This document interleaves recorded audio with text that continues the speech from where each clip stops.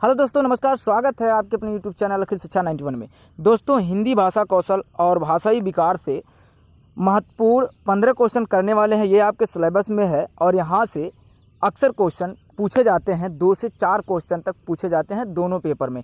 आप खुद जब प्रश्न को देखेंगे आपको यकीन हो जाएगा कि यहाँ से क्वेश्चन बनते ही बनते हैं।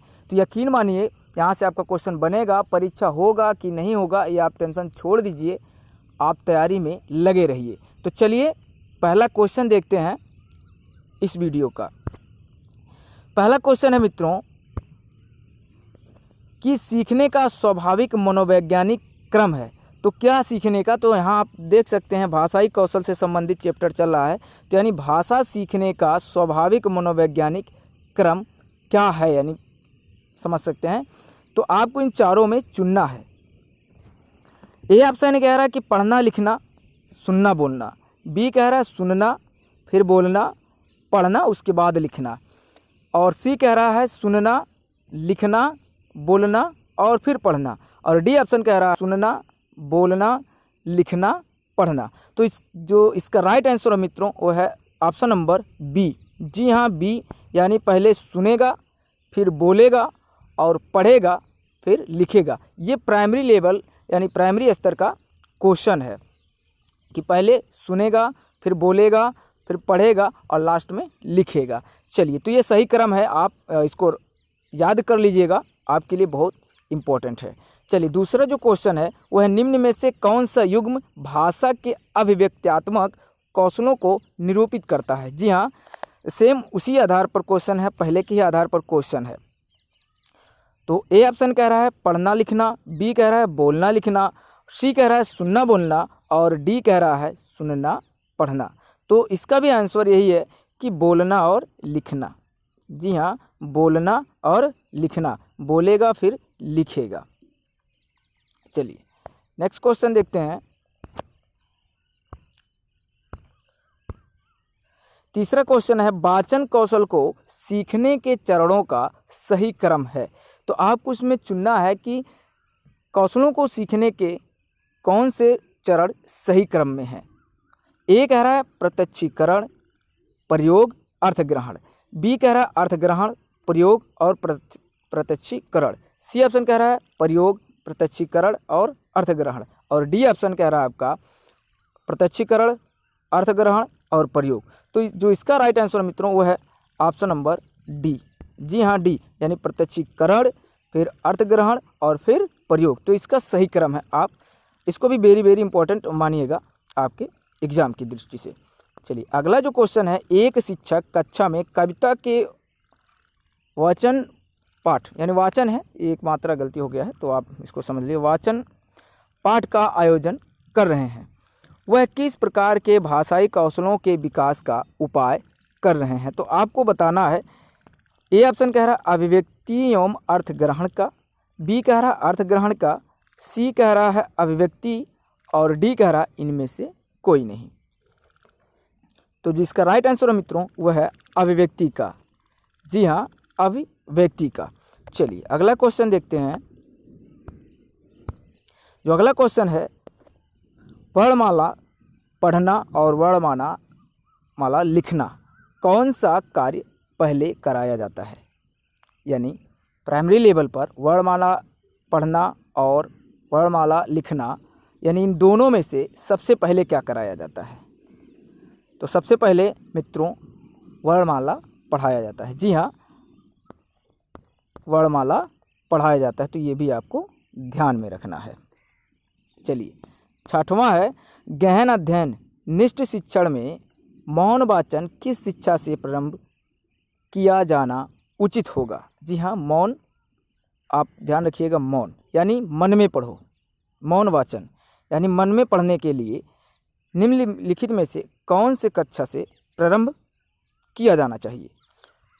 तो प्राइमरी लेवल पर 1, 2, 3, 4 तक मौन वाचन पाठ नहीं कराया जाता है। जो स्टार्ट होता है वो कक्षा 5 से होता है, इसलिए इसका ए ऑप्शन आप सही मानिएगा।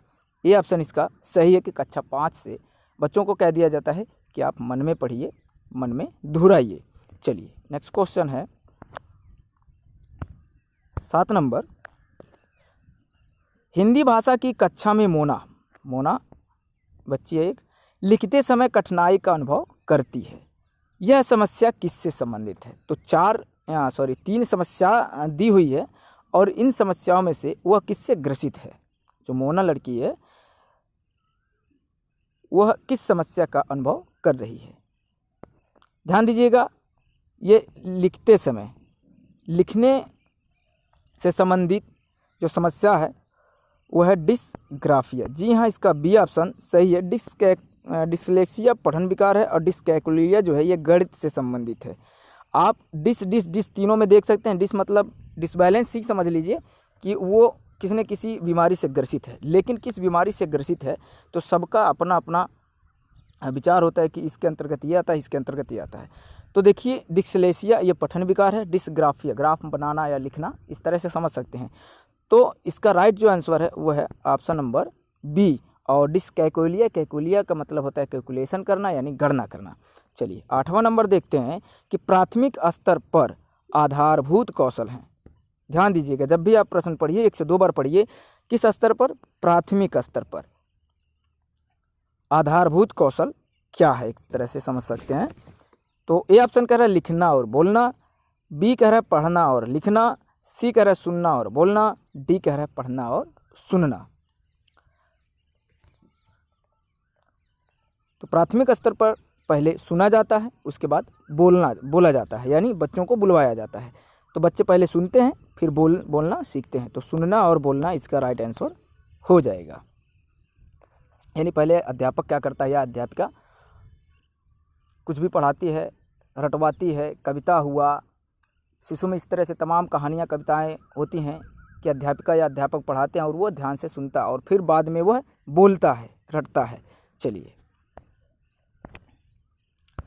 9 नंबर क्वेश्चन है कि भाषा सिखाने की प्रक्रिया में अर्थ गढ़ने का आधार मुख्यतः है। तो ए ऑप्शन कह रहा है शिक्षक द्वारा अर्थ बताना, बी कह रहा है शब्दकोश देखना, सी कह रहा है पाठ्य पुस्तक और डी कह रहा है समाज सांस्कृतिक परिवेश। तो भाषा सीखने सिखाने की जो प्रक्रिया में अर्थ गढ़ने का आधार होता है वह होता है समाज, संस्कृति और परिवेश। यानी इससे रिलेटेड जब हम अर्थ को गढ़ करके उससे संबंध रखते हुए बच्चों के सामने परोसते हैं अर्थ को, तो बच्चे आसानी से ग्रहण कर लेते हैं। चलिए 10वां है, किस तरह के लेखन को आकलन में शामिल करना उचित है? जी हाँ, बच्चे का जब आप आकलन करेंगे किससे संबंधित? लेखन संबंधित। तो सूचना, संदेश या डायरी या विज्ञापन, ये तीनों लेखन संबंधित है, इसलिए इसका उपरोक्त सभी होगा, यानी ये सभी, यानी तीनों ऑप्शन सही होगा लेखन को आकलने के लिए। चलिए 11 नंबर क्वेश्चन देखते हैं। पठन कौशल से अभिप्राय है। तो ए ऑप्शन कह रहा है लिपि चिन्हों की पहचान, बी कह रहा है शब्दों को पढ़ना, सी ऑप्शन कह रहा है वाक्यों को पढ़ना और डी कह रहा है पढ़कर समझना। तो जो इसका राइट आंसर है मित्रों, ऑप्शन नंबर ए इसका राइट आंसर है। लिपि चिन्हों की पहचान यानी पठन कौशल से बच्चा जब शुरू में पढ़ेगा तो पहले लिपि को और चिन्हों की पहचान करेगा, यानी वर्णमाला के बाद ये प्रक्रिया होती है 2-3 से, यानी ये प्राइमरी लेवल पे। तो लिपि और चिन्हों की पहचान करेगा, यही पठन कौशल से अभिप्राय है। चलिए 12 नंबर क्वेश्चन देखते हैं कि किस विधा में शिक्षण के समय आप मौन पाठन को महत्व देंगे? ध्यान दीजिएगा, मौन पाठन से मतलब यही होता है कि मन में पढ़ने के लिए, यानी आवाज़ नहीं आना चाहिए और उसको मन में ही पढ़ना होता है। तो ए ऑप्शन कह रहा है निबंध, बी कह रहा है संवादात्मक कहानी, सी कह रहा है कविता और डी कह रहा है एकांकी। तो जिसका राइट आंसर है मित्रों वो है निबंध। जी हाँ, निबंध मौन पाठन को महत्व देता है, यानी मौन पाठन को महत्व कौन सा देगा इसमें? तो ये निबंध है आपका सही आंसर होगा। चलिए अगला क्वेश्चन देखते हैं। भाषा प्रयोग की कुशलता संभव है। देखिए जूनियर लेवल पे भी ये पूछा जाता है। ये क्वेश्चन खास करके ये दोनों क्वेश्चन जूनियर लेवल पे भी पेडागोजी में डाल दिया जाता है। हिंदी से रिलेटेड है सभी, भाषा कौशल और भाषाई विकार हिंदी, और यही चीज़ आपको संस्कृत में मिलेगी, यही चीज़ आपको इंग्लिश में मिलेगी, बस भाषा को चेंज कर दिया जाता है। वहाँ संस्कृत कर दिया जाता है इसी चीज़ को, और वहाँ पर अंग्रेजी कर दिया जाता है। तो तीनों जगह ये सेम है, बस आपको भाषा समझना है। चलिए तो 13 नंबर कह रहा है भाषा प्रयोग की कुशलता संभव है। तो किससे संभव है? ए कह रहा है केवल भाषा सुनने से, बी कह रहा है केवल साहित्य पढ़ने से, सी कह रहा है भाषा की पाठ्यपुस्तक पढ़ने से, और डी ऑप्शन कह रहा है आपका भाषा प्रयोग से। तो जो इसका राइट आंसर है वो है ऑप्शन नंबर डी। अधिक से अधिक जब भाषा का प्रयोग बच्चा करेगा या कोई भी व्यक्ति करता है तो उसके भाषा में एक प्रकार से निखार आता है, उसकी भाषा सुधरती है और उसका वो कुशल वक्ता बनता है।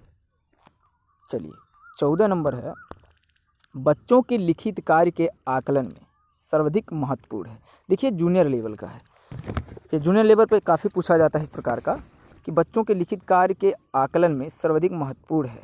तो क्या महत्वपूर्ण है? ए कह रहा है तत्सम शब्दों का प्रयोग, बी कह रहा है अभिव्यक्त विचार, सी कह रहा है वर्तनी, और डी कह रहा है वाक्य विन्यास।